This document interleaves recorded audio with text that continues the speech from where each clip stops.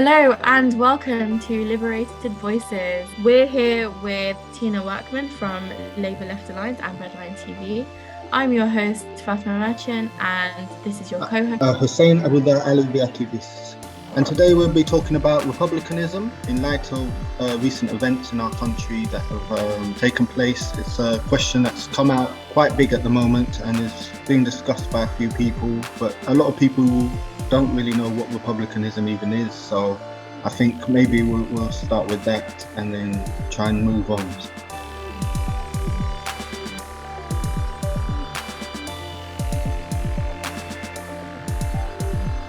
Welcome to the show, Tim. Thanks for having me.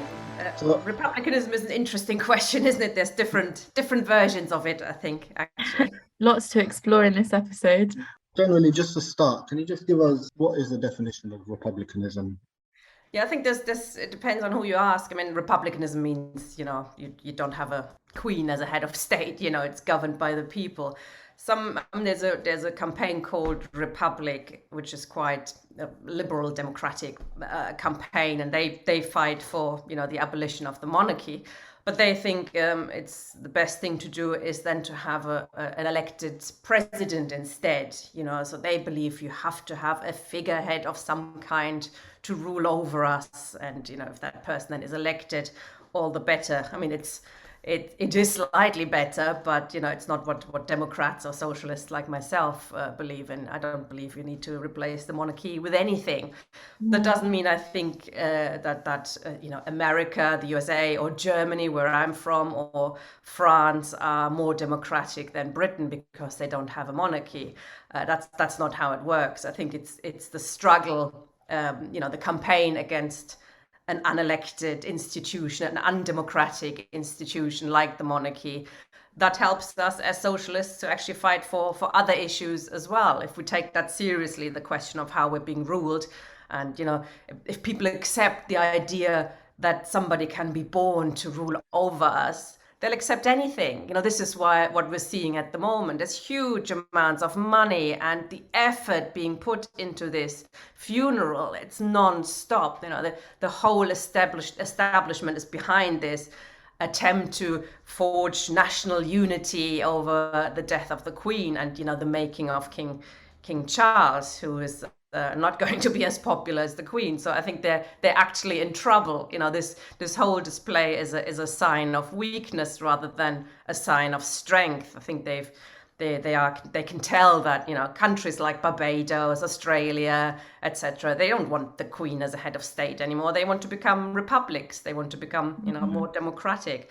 And so this is why everything at the moment is being thrown into making us swallow the wrong idea that we need to have a monarchy ruling over us. No, we really, really don't. I think it's being fed to us as part of our culture, isn't it? So Absolutely. It's less about the practicalities of it and more about, well, you've always had a queen, now your queen's dead. Of course, we didn't always have a queen. I mean, Britain didn't always have a queen. It's actually quite a modern institution. Like capitalism, capitalism is not natural. It's not normal. It's been brought to us, and it's been established with lots of blood being spilled, with lots of wars being fought over it. Similarly, the monarchy. It's Percy Shelley, the poet, put it very, very well when he described the monarchy as the string that ties the robber's bundle. It's the establishment exploiting the people. It's taken it, by killing people, by killing other peoples, by invading their countries, etc., etc.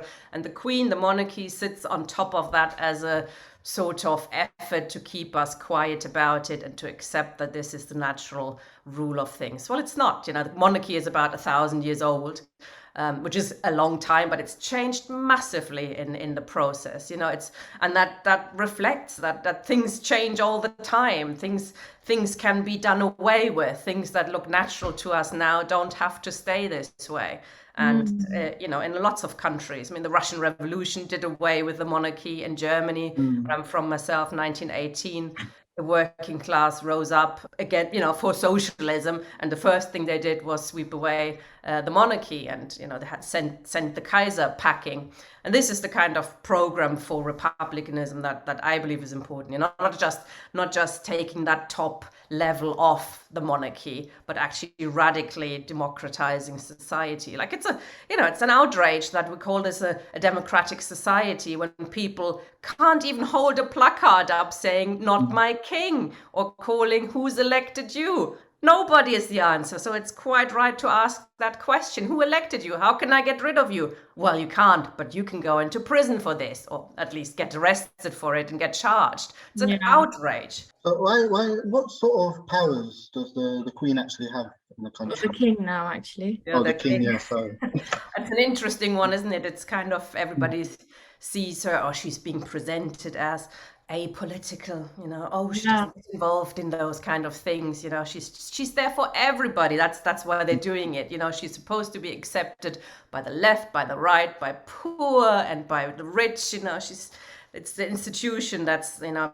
unites us all. Does it really? I very much doubt that. So there's various powers they have. He has now is the royal prerogative. The royal consent is another one. The royal prerogative means that the king, the queen were able or are able to go to war, for example, against the wishes of the government, the elected government. They can also prevent war if they wanted to. What the Queen did in 1975 is get rid of an elected government in Australia, and when it wasn't to the liking of the establishment, just like that. I'm using this.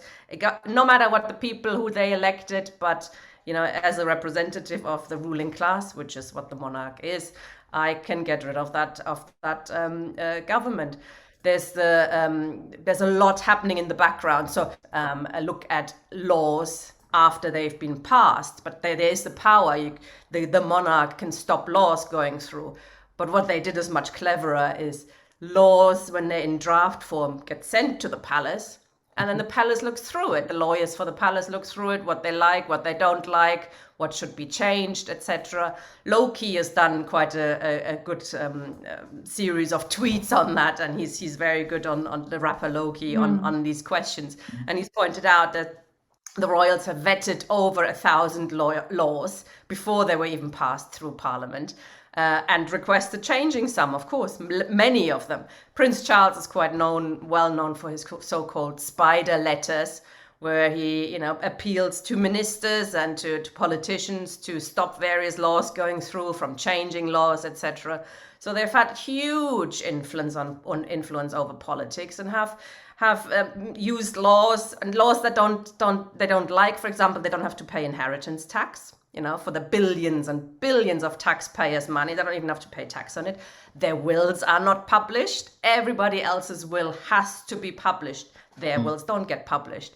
He's written all these letters to ministers to change laws, etc. And they also in the 1960s and 70s, I believe, they achieved that equality laws don't apply to palaces. So in terms of employing people of color, etc., they were allowed to discriminate against people of color because these laws didn't apply to palaces. There's still extra rules that we don't even know about, because it's all sort of, who's going to publish it? It's all kept secret on purpose, and it's a hugely undemocratic, discriminatory, practices that they continue to enforce behind our back. We have no, there's no opposition at the moment, is there? Keir Starmer, leader of the Labour Party, tells his MPs not just not to go to picket lines, but also all they're allowed to say now is pro-monarchy, and pro-Queen. They're not allowed to say anything critical. It's shocking, absolutely shocking. When in fact the Labour Party did have leaders or famous politicians who actually spoke up quite a lot about it. I don't know if you know about Tony Benn. He presented a bill in Parliament a few times, the Commonwealth Bill, that proposed the abolition of the monarchy. It proposed a number of democratic things, abolition of the House of Lords, electoral, that people with 16 years old should be able to vote, etc. The person who seconded that bill was Jeremy Corbyn, incidentally. Mm. Sadly, when he was leader of the Labour Party, he pushed that to side. He thought abolition of the monarchy is not that crucial at the moment, which is unfortunately, I think, sort of the attitude that many on the left have at the moment. Unfortunately, it's like a diversion from the class struggle. It's something we should, let's go on strike and stuff and leave the monarchy because a lot of people like the monarchy. It's actually not true. It's about 30 to 50%, depending on the news. Not that you could tell it at the moment, but up to 50% of people believe the monarchy should be abolished. And at the moment, there is nobody on mainstream media where this view is being heard. It's totally being suppressed at the moment. When half the population, are in favor of abolishing it, it's terrible oppression of minority views. So you say you would rather not have a president. I'm assuming as well the House of Lords you would want to either change or at totally least get rid of. Yeah. What would you like to see replace it? Nothing. We have a parliament which is the will of the people. These are the ones that we elect. If anything, I mean, we should look at how we elect that parliament. It's a very undemocratic way in Britain, first past the post system, which means that locally up to 49% of votes get lost because you didn't get your view through and that's it. So your view is totally discounted if you back a minority candidate. I mean, the German, for example, the proportional representation electoral system in Germany allows left-wingers to come through. So there are socialists in parliament in Germany because you have to get over a certain threshold, and you can use parliament as a platform to call for reform or call for socialism, etc., which is really good. In Britain, it's a two-party system. The Liberals sometimes get in, the Greens a little bit, but even they are struggling. It's a very undemocratic system. So if anything, we should democratize it. The Chartists, which was the first working class movement in the world, in Britain, they had a number of really good democratic reforms. All of them have been actually put into practice, like the 8-hour day, etc. That was revolutionary at the time. They also demanded annual parliaments, which they thought was a good way to do away with the sort of the professional politician that can do for 5 years what he wants or she wants. And there's no way they're not recallable, they're not very transparent. So for 5 years, they can do whatever they want, or more to the point, not do whatever they want, because there's no way to recall them. If you had sort of almost permanent elections, if you do it every single year, these people have to, be accountable and they have to do what you want. So, there's a much better way to keep on track of your politicians that you've elected. And everything else, like second chambers, like in America as well, second chambers, they're there to stop the will of the people. They're there to prevent, the radicals or, the majority from being really to do anything that the establishment doesn't really want. So laws have to go through the House of Lords and then they go back and back and forth. Sometimes they can play a progressive role, of course. That happens by accident almost, because maybe their self-interest is at stake sometimes. But these second chambers are a tool of the ruling class to stop the will of the people being heard. Yeah, you said something really interesting, and it's still rolling around my head. So you said that up to 50% of people's views aren't being heard right now. And I think there's a huge part of that comes down to sort of a racist kind of ideology, which is it's sort of this kind of idea that's being pushed onto quote unquote English people. So if you don't accept the monarchy, you're not a real Englishman. And I've seen it so many times. Obviously, living in London, it's really diverse, especially compared to some other areas. But I think there has been a spike in racism ever since, the Queen has died. And I just mentioned now's the time to talk about republicanism on my local next door. the local community forums, people started saying, "Why don't you go to North Korea? They're a republic." Or Exactly. moved to North Korea. They were very rude about it as well. It was almost like they thought I was from North Korea. It felt like the go back to your country And I think there's a Yeah. lot of attitude. pressure at the moment to have a national chauvinism, which also I think spills into racism. I mean, interestingly, I've just had a discussion with Jackie Walker about that, who's noticed that as well. The queues for those who think they have to stand 14 hours in the rain and the cold to look at the queues, Yeah. very very white. And it's Mm, not a surprise, is it? The empire, the queen was leading the Commonwealth, but before that, the empire. Her dad was still alive, and the empire was alive. This is a brutal regime that has enslaved, killed, massacred. In Kenya, that was during the reign of the queen. The massacres in Kenya, and what they did, mm, they killed thousands, if not hundreds of thousands of people who were trying to rise up, etc., against colonialism. And this is, it's a very white institution for sure.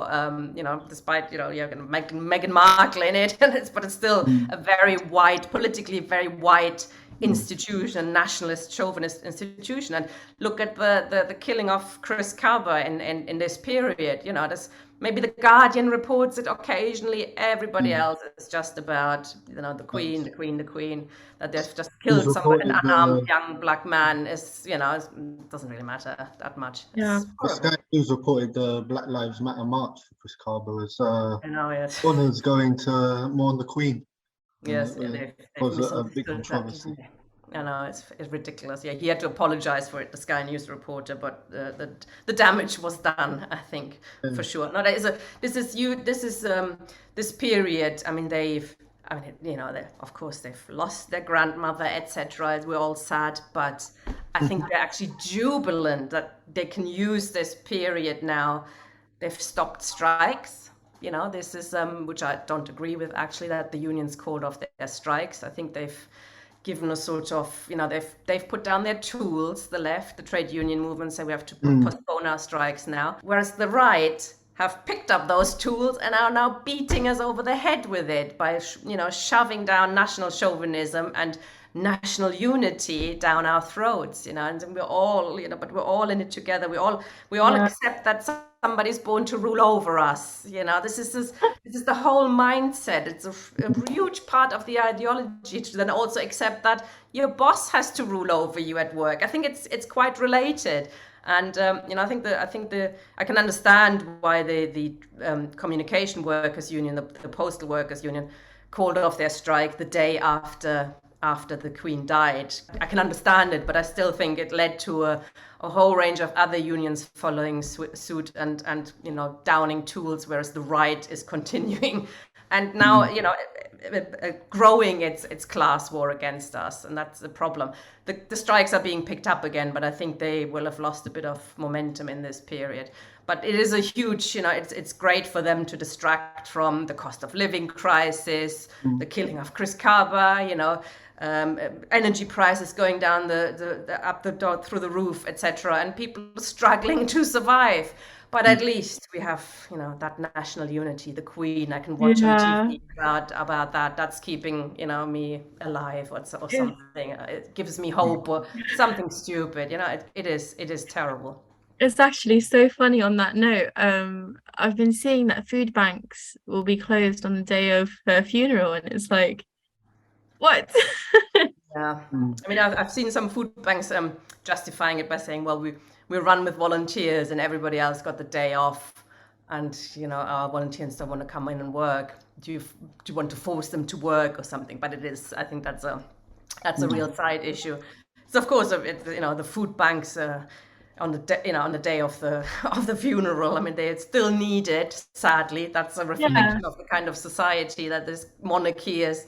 Spending billions now. They're spending exactly. billions, and people are starving at the same time. It is horrific. Genuinely. And the poorest are queuing in those queues to watch that.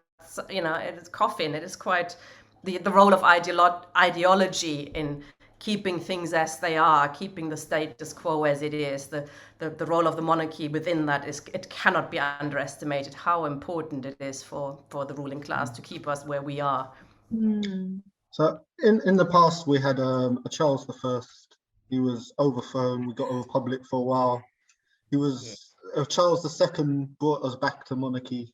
Now Mm. we've got a Charles III. Maybe there's a hope that something will change. If anyone is interested in getting involved in republicanism and action around that, how would you advise them to go about it? Yeah, it's tricky actually. I have been thinking about this because most, the campaign that does exist, Republic, is not a campaign I would recommend to people. It is a very sort of like a Guardian type campaign. It's they want a Germany style democracy. It's still, which is slightly better than the British one, but it's not. It's not democracy in the sense that I understand it. The people should be in charge. We should decide who governs us, how they govern us, etc. That's my kind of democracy. I'm a socialist, so this is not a campaign I would recommend. I mean, there are left-wing groups. The problem is again is the electoral system doesn't. The electoral system actually fosters splitting on the left because you're not gonna get into parliament anyway. So you might as well split or on this or that minor issue. So that we have a lot of small groups that I wouldn't recommend anybody particularly to join at the moment. We were in a very difficult situation where Jeremy Corbyn was defeated. That has led to a lot of demoralization, I think, on the left. The Labour Party is not an opposition anymore. People are, looking around, scrambling around. What can I join, etc. To be honest, at the moment, I can't really recommend anybody join any particular campaign. I mean, it's, go get involved locally, keep your eyes open, fight for socialism, etc. And our time will come, no doubt. This is a very strange period. Capitalism is not in a good shape, and I think the how much money and effort they're putting onto this. The war in Ukraine is another one. This is a very strange war, let's put it like that, which was almost finished after a few weeks. Do you remember that? They had peace negotiations and it almost was finished, and Zelensky had accepted much of the points made by the Putin regime. And then suddenly, the US government's putting $50 billion into Ukraine to buy weapons, etc. Why would they do that? Is it love of democracy, or is there something else going on? And I think there Very is convenient. very much something else going on, and sort of imperialism is actually quite weak and going down the pan and is struggling because you need to make profits. Capitalism is based on the need to make profits, and it's becoming increasingly difficult in this world, and the planet being exploited, etc. So I think they're looking for ways to extend their rule and to keep off competitors like China. This is what it's really about. I think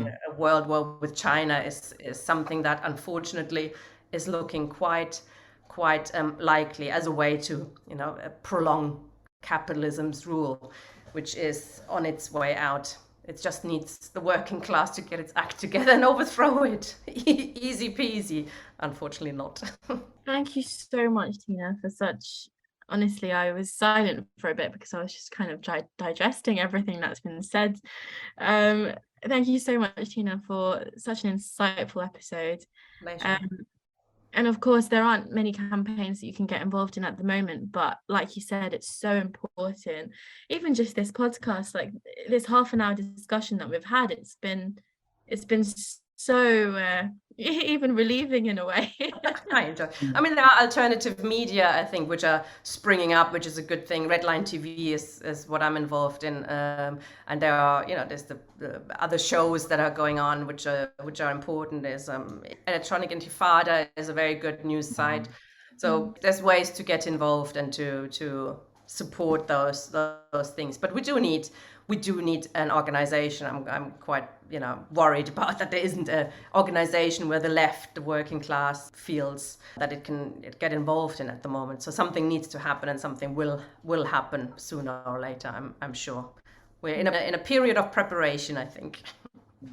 Let's hope so. I mean, let's create that space as soon as we can. Absolutely, and you're part of it as well, clearly, which is excellent. So thank you for having me. So Tina, any final thoughts, and let us know where the viewers can find you on social media? Yeah, so it's Redline TV. We've got a website called theredline.tv. We're on every Monday. Last Monday we've talked about the class war as it happens, and then the Queen died, so we incorporated that to actually, discuss that this is, some people think class war sounds really, it's really old-fashioned, and this Marx stuff, and it's all really long time ago. But I think in periods like this, it really shows. There are those that are rule and those that are being ruled in increasingly undemocratic ways, and those that are being ruled really.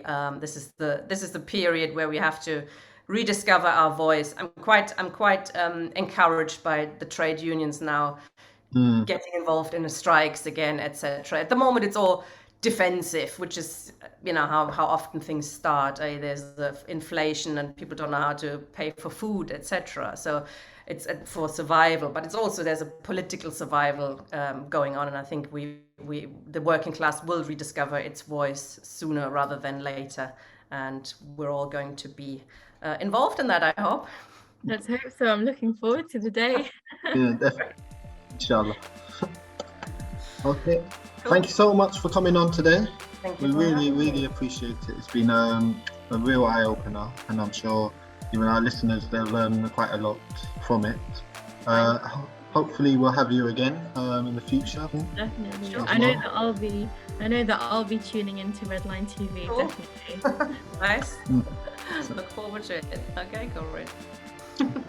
Thank you so much. So that was Liberated Voices. We will be back for our next show. Take care. See you then. Salam.